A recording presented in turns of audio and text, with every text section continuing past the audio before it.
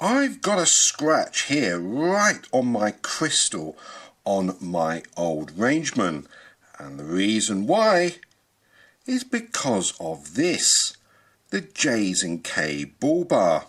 And so what happened? Well, I went to my shed a few days ago, and when I opened the door, there the latch hooked itself under this part here on the bull bar. I know this because there is some paint missing, and it twisted my wrist and made the front of the watch land on the bolt on the lock and put a scratch there. And when I was inspecting my watch, it was in this condition like so. It had pulled off the bull bar. Now, looking at a bull bar that here is on my more of a vintage watch, you can see that it's more sort of covered, it's more closer and hugging to the bezel, whereas on this it is very exposed. Now don't get me wrong, this bull bar has been doing a great job, and it also looks very, very nice indeed. But in this situation, which I wasn't prepared for, it did twist my wrist. Now I'm just getting over that a little bit now, but I just wanted to show you that this happened to me.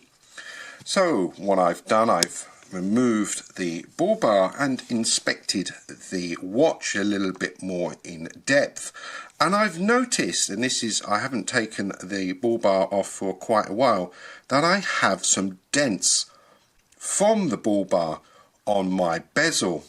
So basically this cannot be put right. This means I will have to buy a new bezel. So, but for the meantime, I decided that I will give this a little bit of customization.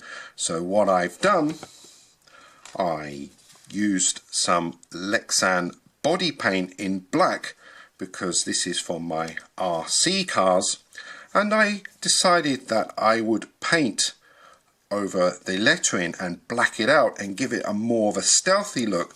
Plus I've done the screws here, and I've also done the screws for the strap. And the reason why I've done it in Lexan is because Lexan paint does come off quite easy if you use some hot water and a scrubbing brush, and I have tried this, and yes, it does. And all I want to do is just to see what it would look like if I made this more permanent, and it is very, very easily done. So you just need a little bit of the paint, and what I was doing, I was just brushing into there all the way over and filling up all of that there, and then using a cloth I was just wiping over the surface and not going any deeper with pressure, and just kept wiping it until I have the finish like this, and continued all the way around. And the screws I've just taken out slightly and just touched them up, and I just wanted to have a bit more dark in this watch. But I have left this part here red just to add a little bit of colour and to sort of bring the red here on the sense part and the Rangeman. So what do you guys think of that? And I went a little bit further as well.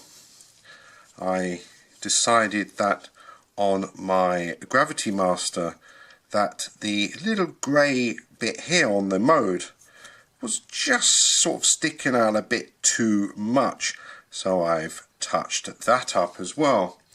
And I wanted to go a little bit further, and I've taken it to my new Rangeman here, the GPR.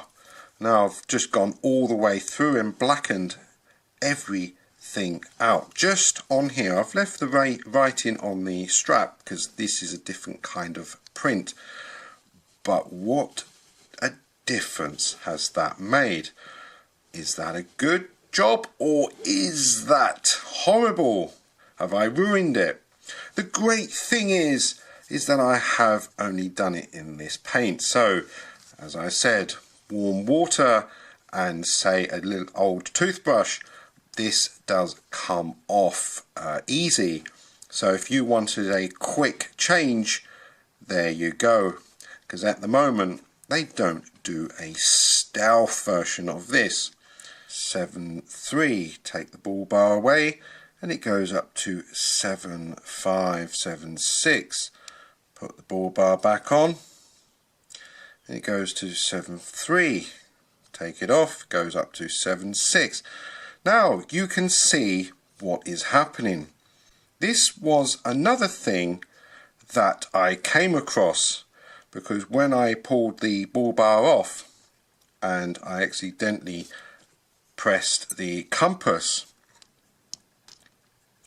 I noticed that every time the bull bar was near the compass, it would throw the reading out. As you can see, look, it is making a jump. As soon as I pull it away and put it back, it is making a jump.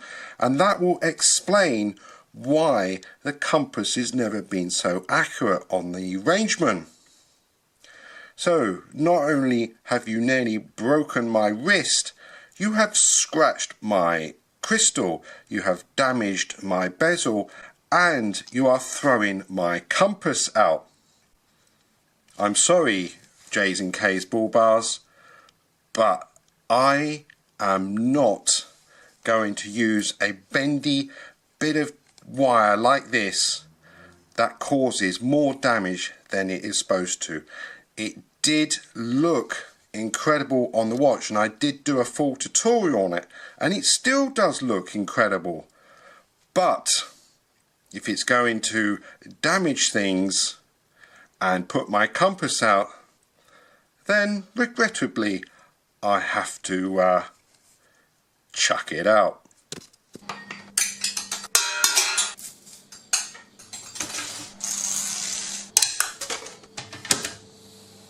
So in the title it says tips and tricks, and basically the bull bar was a trick on me. So now for the tips, and I've had quite a few of you asking me about the test screen on the GPR, whether I can just go through a bit more of the information on there.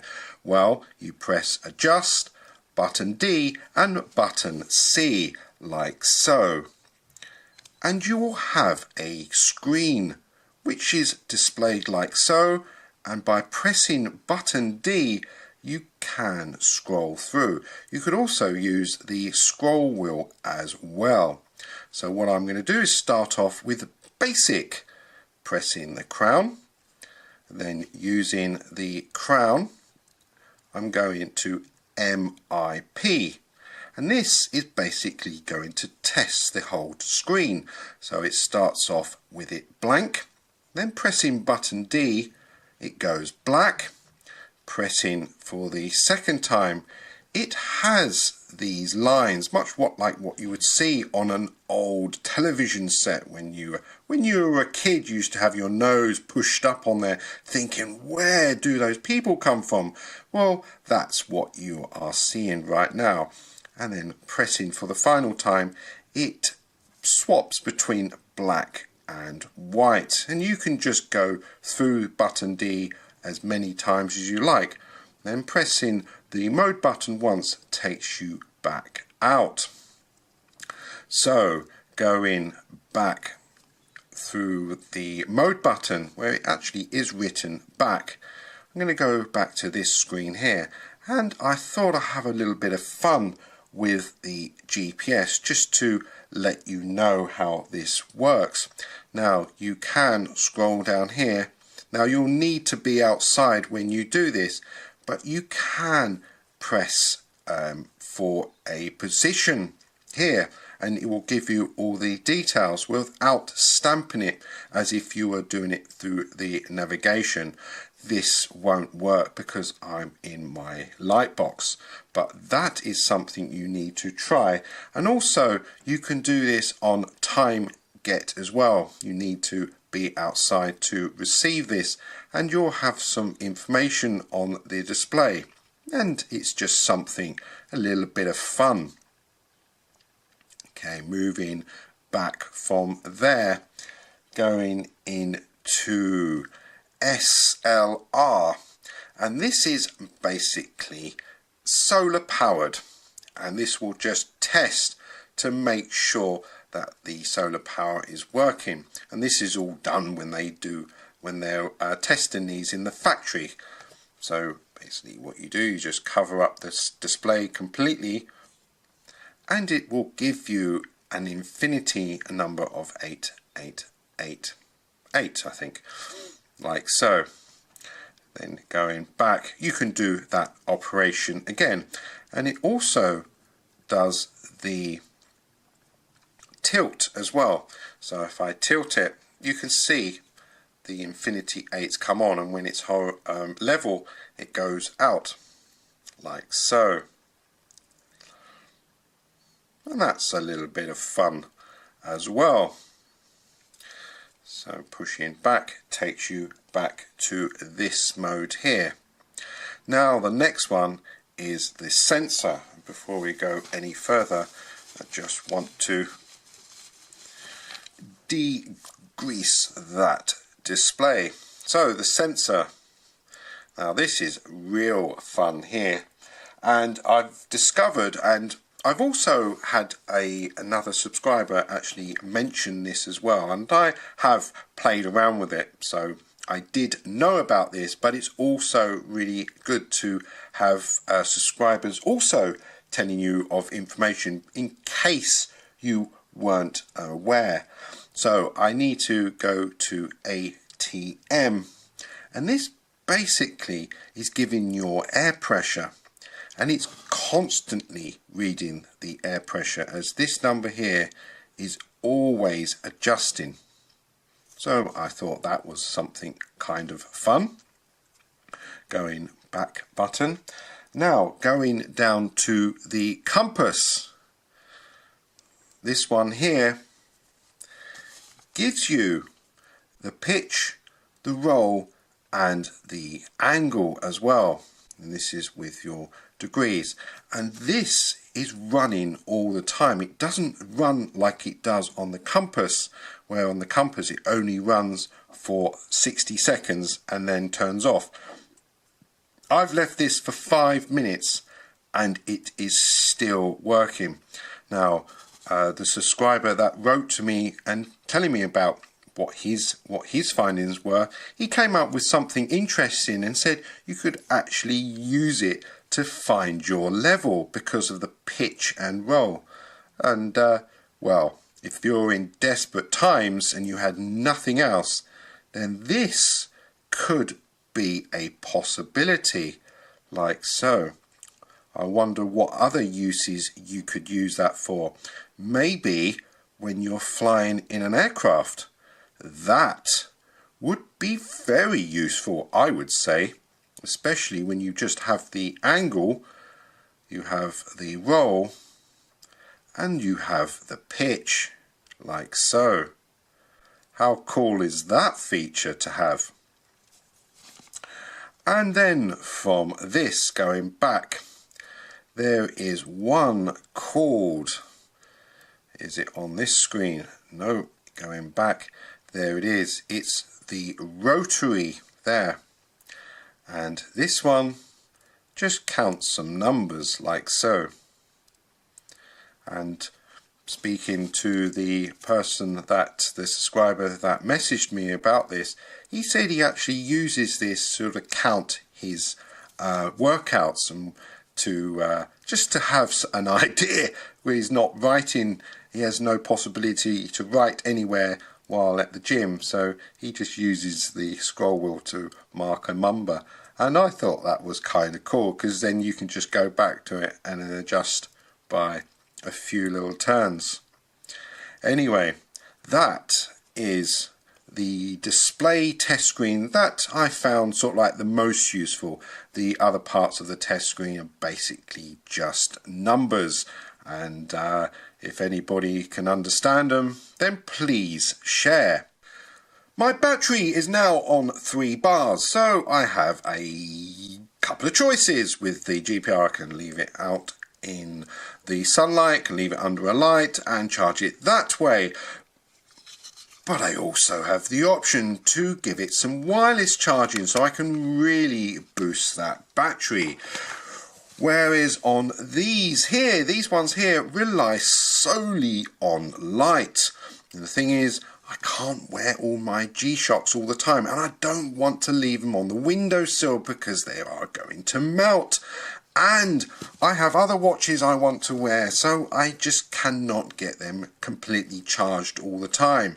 So I was looking around and trying to find what is available, and I came across this. You've probably heard of them. If not, here you are, first time. The CoolFire. This is a USB solar watch LED charger. Now, I've unboxed it already because I don't want to have all the rustling of the bag and what's inside. It's just very basic. It is a torch, and not just a torch. It also has these special LEDs that are basically as bright as the sun, but it doesn't get as hot as the sun, and that's why it's called a CoolFire. The warmth from here is nothing. I would probably say it's not even temperature from my wrist. You have a power port on this side, one on there, and it also takes batteries of AAAs. Well, the batteries, all they do is power up 4 of the LEDs. And this is because you could use it as a temporary torch. Don't expect too much from that light. In fact, turn to the Gravity Master. This has a much brighter light. So what do I need next? I need some power, because this thing needs 5 volts. And you are supplied with the cable, so you can just plug this into your USB charger for your telephone or for your mobile phone. And now this is how bright it is. It is very bright indeed, very intense light, should I say. So you basically plonk it there and you have a couple of covers. You can see one's big and one's small. So I want maximum light, so you place that over there and then just place the chosen watch over the top. Now this will charge up any type of solar powered watch, and including Echo Drive and Seiko Solar and so on and so on. And I have charged the Gravity Master for about 8 hours. It was on about half battery, and when I took it off and put my hand over the light, there was hardly any warmth at all. Nothing at all I would practically go down to. And there it is. A light you can use safely without melting any of your solar powered watches. And it is such a cool size as well. Switch it off, unplug that, and this is something you could carry around with you very, very easily. So if you're in that position where, how do you charge your solar powered watches, especially your G-Shocks? Well, take a look at this here. Now I bought this on Amazon and I got a really good deal with a code, free delivery, and I paid £22. Now, is it worth it? Well, for £22 I think it's on the expensive side, but the amount of hassle it is going to save. Now, how do you charge these watches? Now, I've been using a desk lamp, but it's not always practical, and by having this like so, that just makes things a lot easier. And I've also had that, so when that's in my display box, I have that upside down, so I don't even need to take the watch out of the box. So that is something is really cool, and I do recommend to get this one. There is another version from another make, but this one just looked a little bit more practical, especially when it has these rubber things here. So I hope you found this video interesting, and don't get me wrong, the J's and K's bull bars look mighty fine. Now if you like them and you're careful and you wear your G-Shocks without being too adventurous, then they are great. But if you are using them for adventurous situations, especially going into sheds, then you might need to consider if you are prepared for something like I went through. Anyway, as always, that's the time.